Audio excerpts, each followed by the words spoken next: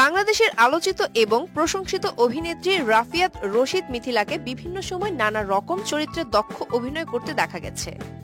এপার বাংলার গণ্ডি পেরিয়ে ওপার বাংলাতেও নিজের অভিনয় দক্ষতার ছাপ রেখেছেন তিনি নিজ যোগ্যতায়।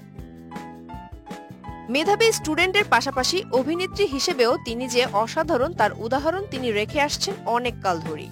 তবে মিথিলাকে আমরা বরাবরই গার্লস নেক্সট ডোরস টাইপস মিষ্টি মেয়ের চরিত্রে দেখে আসছি। তবে বছরের ঈদে শিহাব শাহিনের পরিচালনায় মাইসেলফ অ্যানেল স্বপন দিয়ে যেন ক্যারিয়ারের নতুন এক জমকালো অধ্যায় শুরু করেছিলেন মিথিলা। নাসির উদ্দিন খানের মতো প্রশংসিত এবং শক্তিশালী অভিনেতার অভিনয় দক্ষতা মিথিলা পাল্লা দিয়ে গেছেন ঠিকঠাক। এমনকি শায়লা নামের চরিত্রের মতো একটি এমন ডার্ক এবং কিছুটা গ্রে শেডের চরিত্রে মিথিলাকে দেখে মুগ্ধ হননি এমন কাউকেই পাওয়া যাবে না।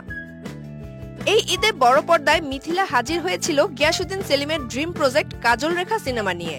ময়মনসিংহ গীতিকা অবলম্বন করে বানানো এই সিনেমায় অনেক চরিত্রের ভিড়ে কঙ্কন দাসীর চরিত্রে মিথিলা মুগ্ধ করেছেন সবাইকে।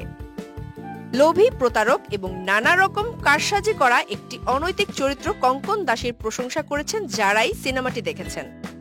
নেগেটিভ চরিত্র দিয়ে প্রশংসা কম পাওয়া যাবার একটা ট্রেন্ড আমাদের দেশে থাকলেও মিথিলার এক্ষেত্রে ব্যতিক্রম। পুরো সিনেমায় অন্যতম ইউএসপি ছিল কঙ্কন দাসী চরিত্রে মিথিলার নজর কাড়া অভিনয়। দুঃখজনক হলেও সত্য যে মিথিলার ব্যক্তিগত জীবন নিয়ে মিডিয়াতে যতটা চর্চা হয়, আমাদের মিডিয়াতে ততটা আলোচনা গুণী অভিনেত্রী মিথিলাকে নিয়ে হয় না। অথচ অভিনয় শিল্পী হিসেবে মিথিলার দ্যুতি ছড়িয়েছে দেশের বাইরেও।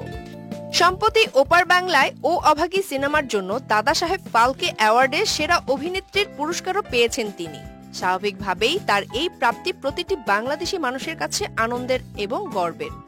সামনের দিনও অসংখ্য অল্প হলেও মিথিলার অভিনয় জাদু আমাদের বিমোহিত করবে সেটাই কামনা।